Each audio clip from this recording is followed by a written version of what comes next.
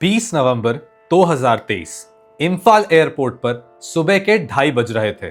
North east India का यह airport एक नॉर्मल दिन जैसा ही लग रहा था। कुछ लोग वेटिंग एरिया में थे, कुछ लोग बोर्डिंग लाइन में खड़े थे और रनवे पर एक इंडिगो फ्लाइट टेक ऑफ के लिए रेडी खड़ी थी। सब कुछ रूटीन था, काम था और प्रेडिक्टेबल था। लेकिन फिर एक चीज बदली और पूरा एयरपोर्ट एकदम फ्रीज हो गया। एयर ट्रैफिक कंट्रोल टावर के रेडार पर एक ऐसा ऑब्जेक्ट ब्लिंक हुआ जो किसी भी रजिस्टर्ड फ्लाइट पाथ का पार्ट नहीं था। ऑब्जेक्ट सर्कुलर नहीं था, रेक्टेंगुलर नहीं था और वो एक रेगुलर एयरक्राफ्ट की तरह स्पीड मेंटेन नहीं कर रहा था। पहले जिस इंसान ने उसे नोटिस किया उसने सोचा कि शायद ये कोई ग्लिच होगा, लेकिन फिर ऑब्जेक्ट डिसअपीयर नहीं हुआ। वो रेडार पर हर 4-5 सेकंड के गैप में वापस ब्लिंक हो रहा था, जैसे कोई चीज एक इंटेंशनल पैटर्न में मूव कर रही हो।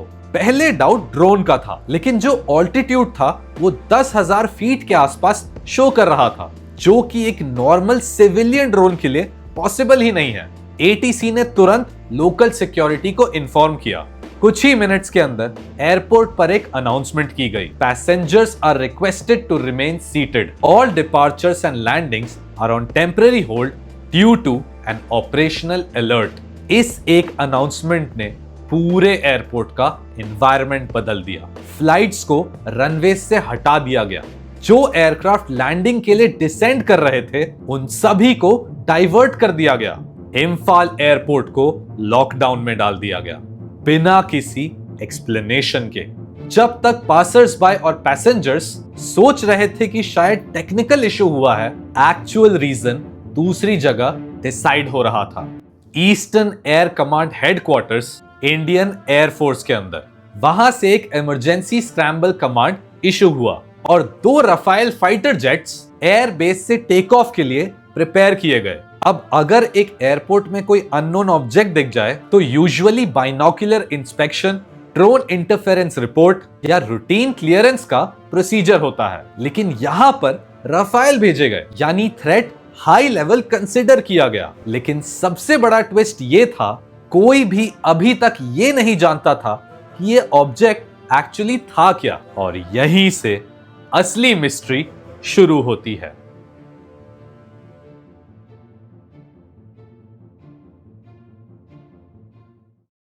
रफाइल जेट्स को स्क्रैम्बल करना एक नॉर्मल रिस्पॉन्स नहीं होता। ये सिर्फ तब होता है जब एक अनआइडेंटिफाइड ऑब्जेक्ट डिफेंस जोन के अंदर आता है, या जब सस्पिशन होता है कि ये ऑब्जेक्ट एक फॉरेन मिलिट्री एयरक्राफ्ट हो सकता है। इंडियन एयरफोर्स ने अपने ऑफिशियल स्टेटमेंट में सिर्फ एक सेंटेंस दिया, air defence response has been activated and investigation is underway. इस लाइन में 3 चीजें छुपी हुई थी। पहला, ये एक सिविलियन इशू तो नहीं था। दूसरा, ये जो भी ऑब्जेक्ट है उसे अनआइडेंटिफाइड क्लासिफाई कर दिया गया। और तीसरा, मिलिट्री इसे एक रियल थ्रेट जैसा ट्रीट कर रही थी। एयरपोर्ट के बाहर लोग वीडियोस बना रहे थे। कुछ लोकल न्यूज पोर्टल्स ने रिपोर्ट किया कि आसमान में एक व्हाइट सिल्वर डॉट अपीयर हो रहा था, फिर वो मूव होता था, फिर सडनली वैनिश हो जाता था। और जिस तरह की ये मूवमेंट थी वो ड्रोन जैसी लीनियर मूवमेंट तो बिल्कुल नहीं थी। वो बलून जैसा फ्लोटिंग भी नहीं था and it was not emitting any visible exhaust trail, जो एक एयरक्राफ्ट के लिए अनयूजुअल होता है। जब रफाइल जेट्स ने विजुअल सर्च किया उन्हें ऑब्जेक्ट क्लियरली लोकेट नहीं हो पाया। रेडार इंडिकेशन इंटरमिटेंट था, जैसे कोई चीज इंटेंशनल स्टैटिक एक्टिवेट डीएक्टिवेट कर रही हो। रेडार सिग्नल 1 सेकंड के लिए दिखता था फिर गायब हो जाता था। लेकिन सिविलियन एटीसी के लॉग्स ये कंफर्म करते हैं कि ये ऑब्जेक्ट 7 से 8 मिनट तक एयर स्पेस के अंदर मौजूद था और फिर सडनली वैनिश हो गया। इस पॉइंट के बाद एक बड़ा सवाल उठता है, अगर ऑब्जेक्ट एक नॉर्मल ड्रोन था तो इंडियन एयरफोर्स उसे ट्रैक कर लेती। अगर कोई सर्वेलेंस बलून होता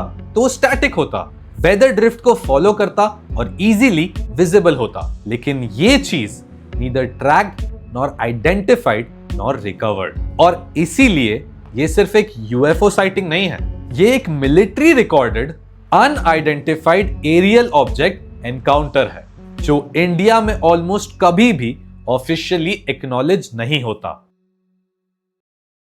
अब इस केस का सबसे बड़ा कंफ्यूजन ये नहीं है कि ये ऑब्जेक्ट क्या था, सबसे बड़ा डिलेमा ये है कि अगर इंडियन एयरफोर्स ने इसे एक रियल थ्रेट कंसिडर किया तो पब्लिक को एक प्रॉपर इंफॉर्मेशन क्यों नहीं दी गई। अगर ये एक फॉरेन ड्रोन होता तो इंडिया उसे कैप्चर या डिस्ट्रॉय करने का क्लेम करती, जैसे चाइना के ड्रोन्स के साथ बॉर्डर पर होता है। और अगर ये एक वेदर बलून होता तो 24 घंटों के अंदर ही क्लैरिफिकेशन आ जाती, जैसे कि होता है जब space research balloons misidentify हो जाते हैं। लेकिन इस बार गवर्नमेंट ने कंप्लीट साइलेंस चूज किया। सिविल एविएशन अथॉरिटी ने सिर्फ एक लाइन बोली, airport operations were suspended due to a security concern. बस यही, no follow up, no explanation, no declassification. क्या ये चीज इतनी सेंसिटिव थी कि पब्लिक को बताना अवॉइड किया गया?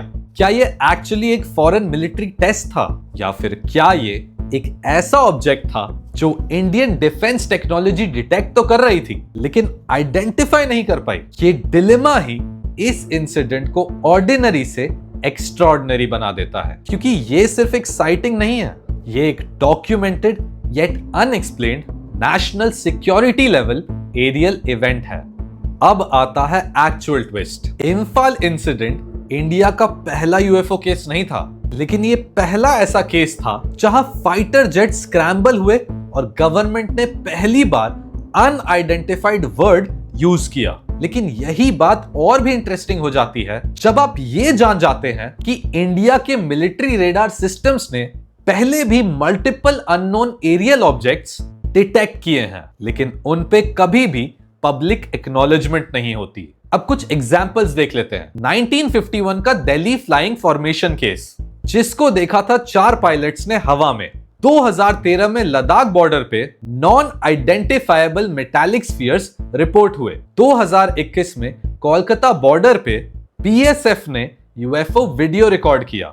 2022 पुणे हैल एयरबेस पर अनआइडेंटिफाइड क्राफ्ट रिपोर्ट हुआ। और फाइनली 2023 का इंफाल एयरपोर्ट इंसिडेंट। इन सारे केसेस में एक कॉमन फैक्टर है, military acknowledgement but no explanation. और इंडिया के अनलाइक यूएस, यूके और ब्राजील जैसी कंट्रीज में अब यूएफओ फाइल्स डीक्लासिफाई होती हैं, हियरिंग्स होती हैं और गवर्नमेंट ये एडमिट करती है, we do not know what these objects are. India में आज तक ऐसा खुलकर कभी हुआ ही नहीं है। यानी जब एक चीज ऑफिशियली अनएक्सप्लेन्ड रह जाए, उसका मतलब सिर्फ 2 पॉसिबिलिटीज बचती हैं। पहला कि गवर्नमेंट जानती है लेकिन डिस्क्लोज नहीं करती, या फिर दूसरा कि गवर्नमेंट सही में नहीं जानती और उनके पास कोई भी एक्सप्लेनेशन नहीं है। और अगर आप ध्यान से सोचें तो दोनों ही ऑप्शंस स्कैरी हैं। आज 2 साल बाद भी इंफाल यूएफओ इंसिडेंट का कोई ऑफिशियल आंसर नहीं है। नो डीक्लासिफिकेशन, नो ब्रीफिंग, ना ही कोई explanation of a weather balloon, defence exercise, optical illusion या एक रोग ड्रोन। जो रिकॉर्ड हमारे पास है वो बस यही कंफर्म करता है, एयरपोर्ट शटडाउन हुआ, फ्लाइट्स डाइवर्ट हुए, रेडार ने अननोन ऑब्जेक्ट डिटेक्ट किया, रफाइल जेट स्क्रैम्बल हुए, ऑब्जेक्ट को ट्रैक नहीं किया जा सका, केस को अनआइडेंटिफाइड एरियल ऑब्जेक्ट का टैग दिया गया और गवर्नमेंट ने बाद में साइलेंस चूज किया। और जब गवर्नमेंट साइलेंस चूज करती है तो वो या तो रीअश्योरेंस होता है या वार्निंग होती है कि कुछ चीजें अभी पब्लिक के लिए रेडी नहीं है। इस केस ने एक फैक्ट प्रूव कर दिया, इंडिया भी ऑफिशियली यूएफओ एनकाउंटर रिकॉर्ड करता है लेकिन उन्हें पब्लिक को नहीं बताता। तो फिर सवाल ये नहीं है कि यूएफओज एग्जिस्ट करते हैं या नहीं, सवाल ये है कि क्या जो हम अभी देख रहे हैं वो एक्चुअली सिर्फ शुरुआत तो नहीं है।